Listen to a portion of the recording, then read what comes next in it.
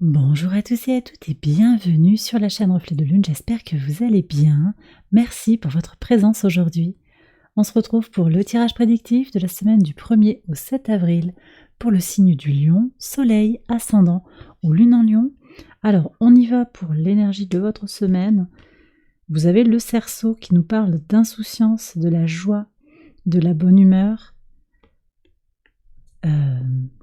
De l'insouciance, peu de tracas pour vous, les choses elles vous passent au-dessus de la tête, ça c'est très très positif.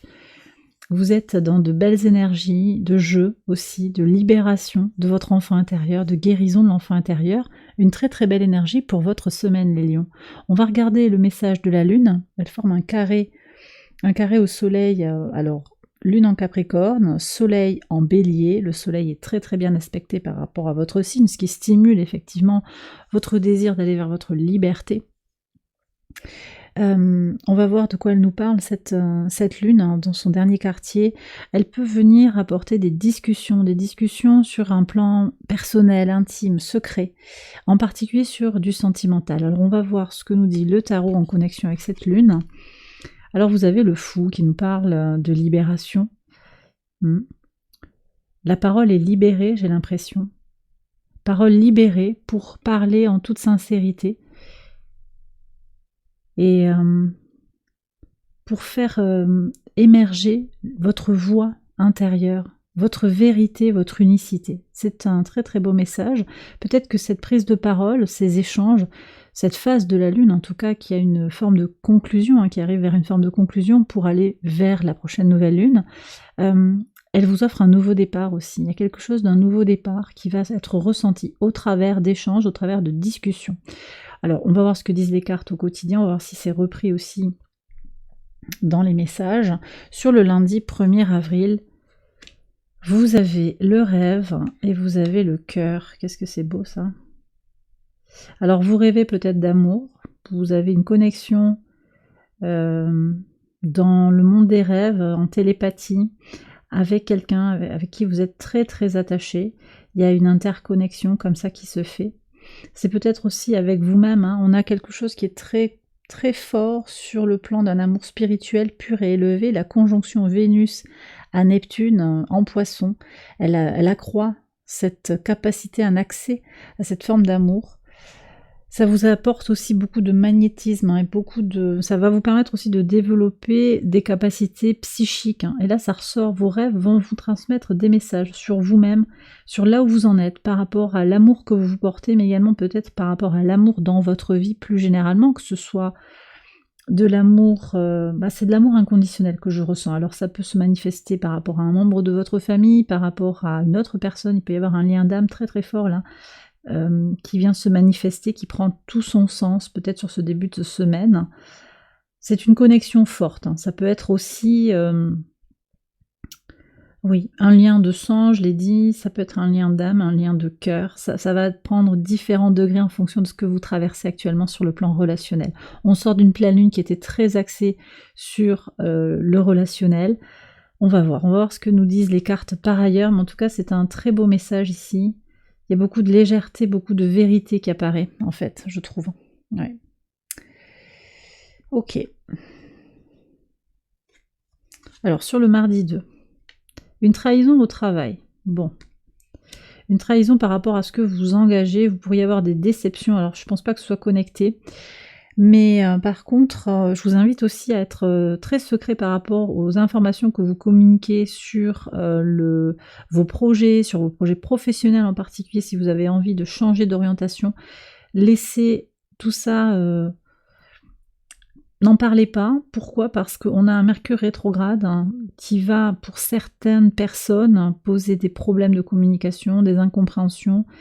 Voilà, il peut y avoir aussi des problèmes dans les mails, les échanges qui se font pas, et du coup une opportunité qui peut être loupée. Soyez prudents, revérifiez que vos mails soient bien partis, revérifiez les courriers, tout ça, pour être sûr qu'il n'y a pas de problème dans les communications. Par contre, aussi, il peut y avoir des... Ouais. il peut y avoir des inattendus, en fait, des personnes qui vont se montrer sous leur vrai visage. Je pense que c'est fondamentalement par rapport à un travail ou que vous faites sur vous-même, vous comprenez qui vous appuie, qui vous soutient. Les choses vont être assez simples, en fait.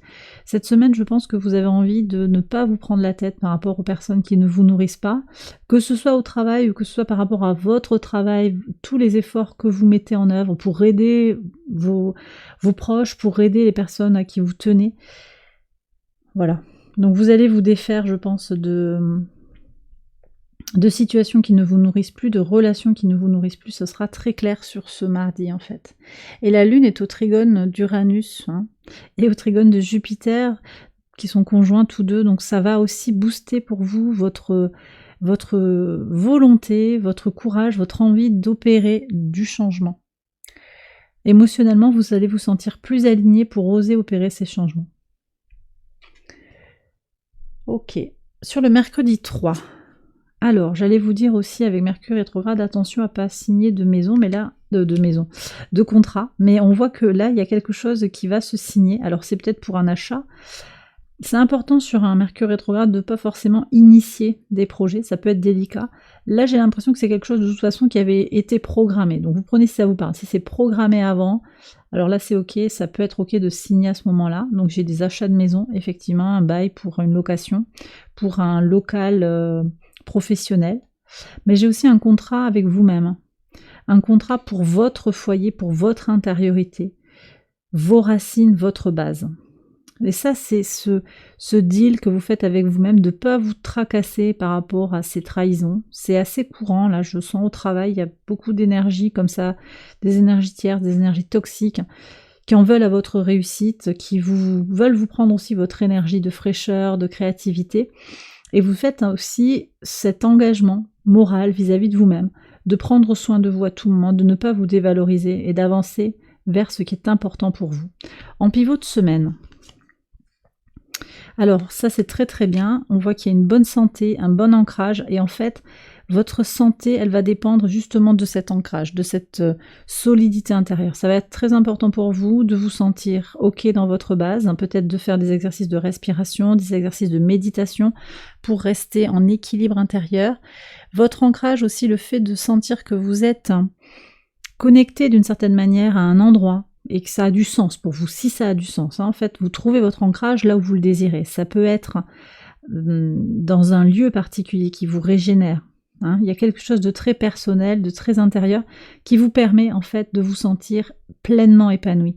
Et vous allez le ressentir dans chaque cellule de votre corps, vous allez vous sentir aligné, bien dans vos baskets. Donc c'est une semaine très forte en fait, aussi pour vous mettre un petit peu d'une certaine manière à l'épreuve face aux décisions que vous avez prises, de positiver, de ne pas vous accrocher aux difficultés, aux épreuves dans votre vie. Et d'ailleurs, Mars conjoint à Saturne en Poisson vous apporte force, courage et une bonne capacité à travailler dur sur vos projets, en particulier si vous traversez une situation de crise.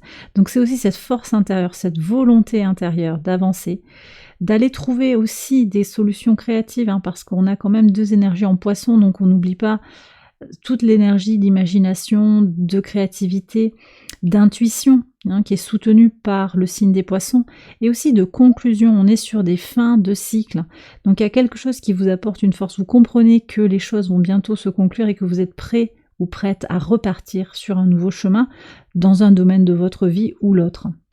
Donc ça c'est fondamental et c'est très très positif pour vous. Sur le vendredi 5.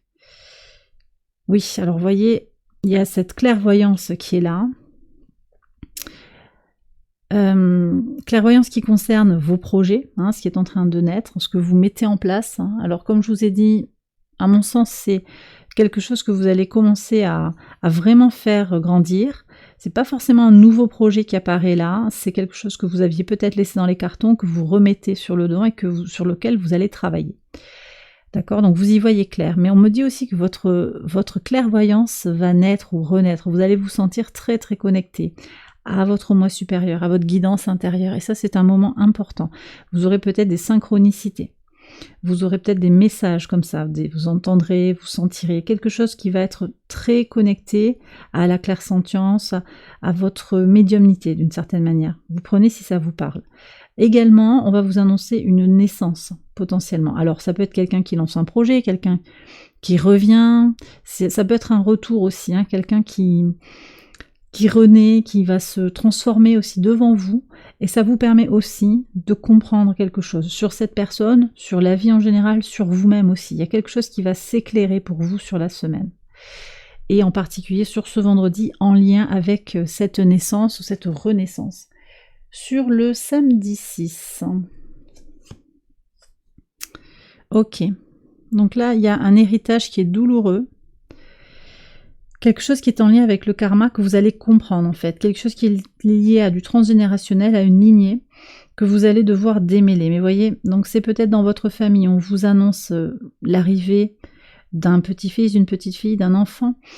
Quelque chose qui apparaît, qui réapparaît. J'ai un membre de la famille qui revient en fait. Et il y a une épreuve à traverser ensemble. Alors je ne sais pas si c'est parce qu'il y a une épreuve que la personne revient. Ouais. Mais voyez ici, la conjonction Mars-Saturne, elle va œuvrer à plein pour dépasser l'épreuve et comprendre ce qui est vécu collectivement, familialement et personnellement.